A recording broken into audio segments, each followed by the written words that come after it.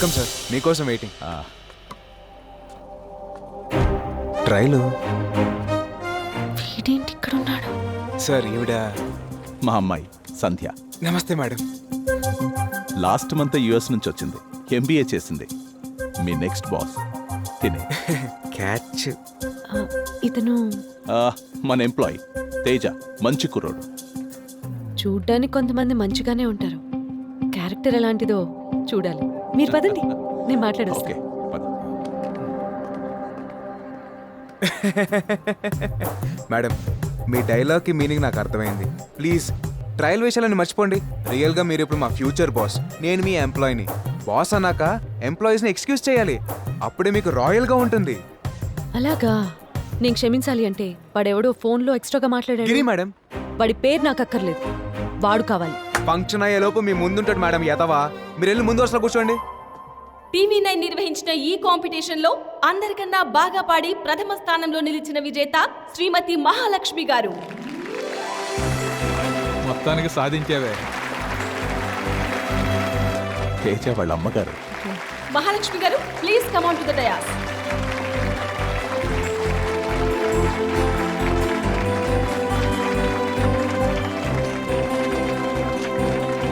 మన chief guest Shri Nandakishore గారిని మహాలక్ష్మి గారికి 5 లక్షల ప్రైజ్ మనీ చెక్ ని అందించవలసిందిగా కోరుతున్నాం. Please welcome sir.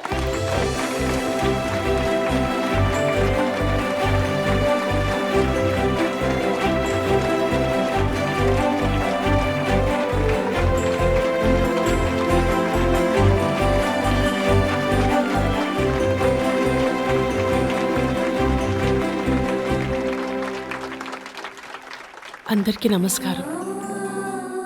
ఈ ఈవెంట్లో నాకు అవార్డు రావడం చాలా ఆనందంగా ఉంది.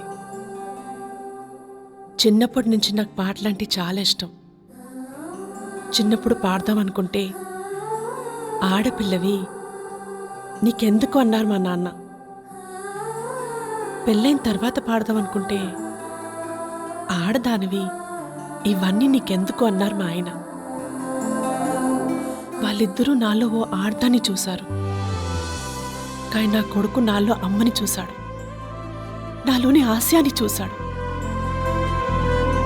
వీడే ఆ రోజు నాకు ధైర్యం చెప్పి పాడించాడు, ఈ అవార్డు గెలవడానికి కారణమయ్యాడు. వీడు నా కొడుకే కాదు, నా తండ్రి.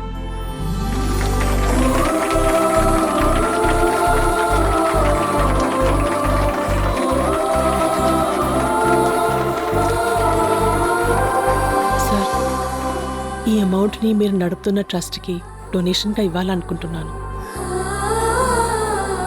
ప్లీజ్ తీసుకోండి. మేడం, నన్ను క్షమించండి మేడం. విజువల్గా తగ్గడానికి ఇంతకన్నా ఏమీ ఉండదు. నా లవర్ కోసం ట్రైల్ వేసాడు, అది వర్కౌట్ అయింది, కానీ ఇప్పుడు మా వర్క్ పోయేలా ఉంది madam. Please madam, please madam. Madam US లో చదువుకొని వచ్చారు, అర్థం చేసుకుంటారు లే. మేడం, బుద్ధున్నోడు ఎవడైనా అంబానీ కూతురు ఆటో రిక్షాలో వస్తుంది అనుకుంటాడా?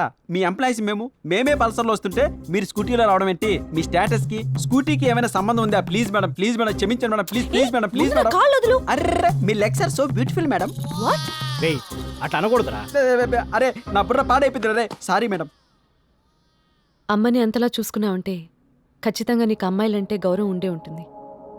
కానీ మీరు మళ్ళీ అమ్మాయిలు అది ఇది ట్రయల్ వేస్తే మిమ్మల్ని ఆఫీస్లో ఉంచాలా వద్దా అని నేను ట్రయల్ వేయాల్సి వస్తుంది.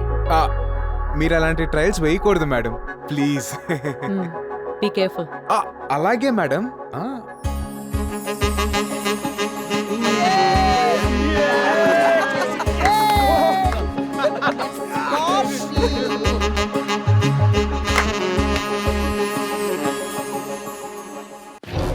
What the hell you are talking?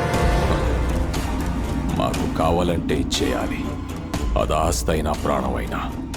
10 days time తీసుకో. మీ ప్లేస్లో మేముండాలి. మీ కంపెనీ లోగో విక్కీ భాయ్ దవ్వాలి, విక్కీ భాయ్ దవ్వాలి. మీరొచ్చి మీ ఎదవ బ్యాక్గ్రౌండ్ చెప్పి మమ్మల్ని భయపెట్టాలని చూస్తున్నారా? Get out from.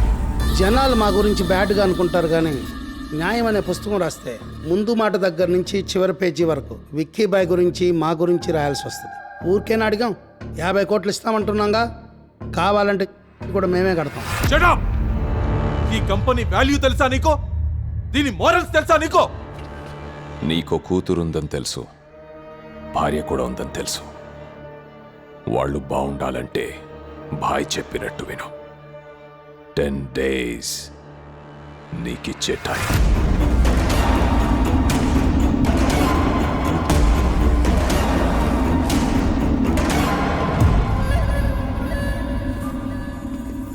నమస్కారం మినిస్టర్ గారు. నమస్కారం నందకిషోర్ గారు. కూర్చోండి కూర్చోండి కూర్చోండి. ఏంటో ఈ మధ్య ఈ విధవలకంతా ఫ్యాషన్ అయిపోయింది. సినిమా పక్కిలో వచ్చి హోటల్స్ని సాఫ్ట్వేర్ కంపెనీలని అడుగుతున్నారు. 10 daysలో హ్యాండ్ ఓవర్ చేసుకుంటామంటున్నారు. ఇలాంటి క్రిమినల్స్ పైన మీరు యాక్షన్ తీసుకోవాలి సార్. అరే ఎలా తీసుకోవాలి? విక్కీ భాయ్ ఎక్కడున్నాడని అతన్ని అరెస్ట్ చేయమంటారు. ఎలా ఉంటాడో ఎలా వస్తాడో ఎవరికీ తెలీదు. వాడి మాట కాదంటే చంపేస్తాడు. ప్రాణం కన్నా ప్రాపర్టీ గొప్పది కాదు. నా మాట విని వాళ్ళ మనుషులతో కూర్చొని మాట్లాడుకోండి.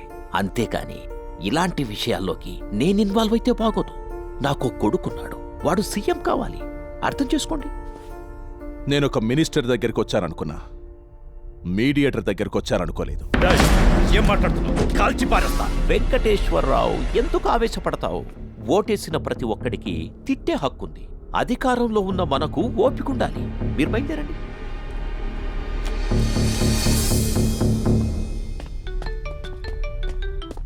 హలో అన్న, మన గురించి టీవీలో న్యూస్ వస్తుంది.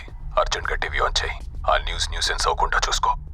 మీరిప్పటి వరకు డ్రగ్స్ మాఫియా, ల్యాండ్ మాఫియా చూస్తుంటారు. ఇప్పుడు కొత్తగా సాఫ్ట్వేర్ రంగంలోకి దిగిన మాఫియా విక్కీ భాయ్, దినా, శివ. పోలీసులు నేరస్తులను ఎప్పుడు పట్టుకుంటారో, ఎలా పట్టుకుంటారో వేచి చూడాలి. చూసావా, చిన్న గొడవ చేస్తేనే పోలీసులు వచ్చి అరెస్ట్ చేస్తారు. చంపేస్తానని ఆయన బెదిరిస్తుంటే పోలీసులు ఏం చేస్తున్నట్టు? 500 లంచం తీసుకుంటేనే ఛానల్ వాళ్ళు 600 సార్లు వేస్తారు. మరి వీళ్ళని ఏం చేస్తారు? ఇంకో 2 రోజులు వేస్తారు. 3వ రోజు నుంచి మామూలేగా. ఆ నందకిషోర్ గారు ఎంత సేవ చేస్తున్నారు, ఆయనకే ఈ పరిస్థితి. నా కూతురు ప్రసవానికి వస్తే 10 మంది నడిచే దారిలో పెట్టారయ్యా. ఆ విక్కీ భాయ్ మనుషులు అమ్మాయిని తీసుకొచ్చి హోటల్కి బదులు హాస్పిటల్ వాడుకుంటున్నారయ్యా. యధర్మాలు పోవాలంటే ఎవరో ఒక ధర్మాత్ముడు రావాలి. మామా, నన్ను కొట్టారని నువ్వు ఆ వీధి రౌడీలని ముసుగేసి కొట్టావు. మాఫియాని మీడియాతో కొట్టావు. నువ్వు సూపర్ రా. రే, వీళ్ళని ఎలా కాదురా, చార్మినార్కి వెళ్ళి 2 గంటలు కొనుక్కొచ్చి మొత్తం అందరు కలిసిపారే. రేయ్, అప్పుడు వాళ్ళకి మనకి తేడా ఉంటుంది. వాళ్ళు చేస్తారు, మనం బతుకుతాం. చా నోర్ము బే, ఏంటో ఎటకరాలు.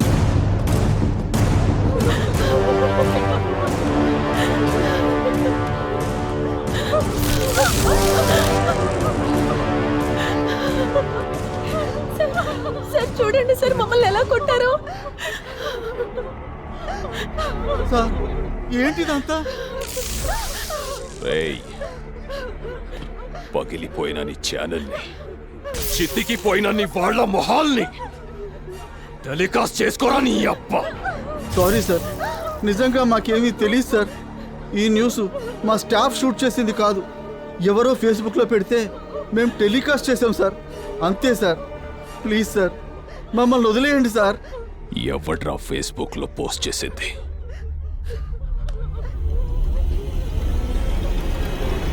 ఇతనే సార్. ఎవడు వీడు? ఇతను నందకిషోర్ ఆఫీస్లో ఎంప్లాయ్ సార్. నందకిషోర్.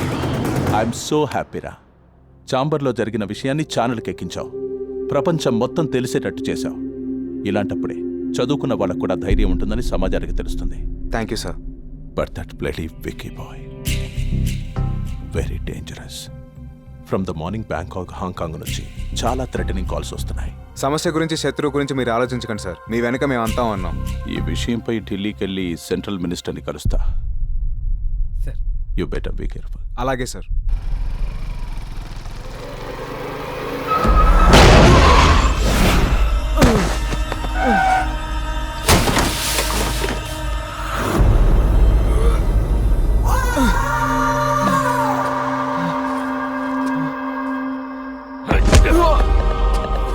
మమ్మల్ని మీడియాకి లాగుతావురా?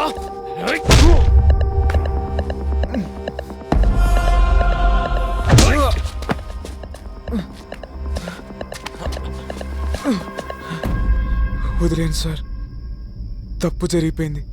ప్లీజ్. సాఫ్ట్వేర్ అంటే సాధు జంతువులా నెలంతా పనిచేస్తూ హౌస్ లోన్లకు ఈఎంఐలు కట్టుకుంటూ వీకెండ్స్లో ఫ్యామిలీతో ఎంజాయ్ చేయకుండా ఎందుకురా మాలాంటి మాఫియా వాళ్ళతో పెట్టుకున్నాం? క్షమించండి సార్, ప్లీజ్. కళ్ళల్లో భయం కనపడింది కాబట్టి వదిలేస్తున్నాం. కాదని కాలర్ ఎగరేసావో చంపేస్తాం అన్న.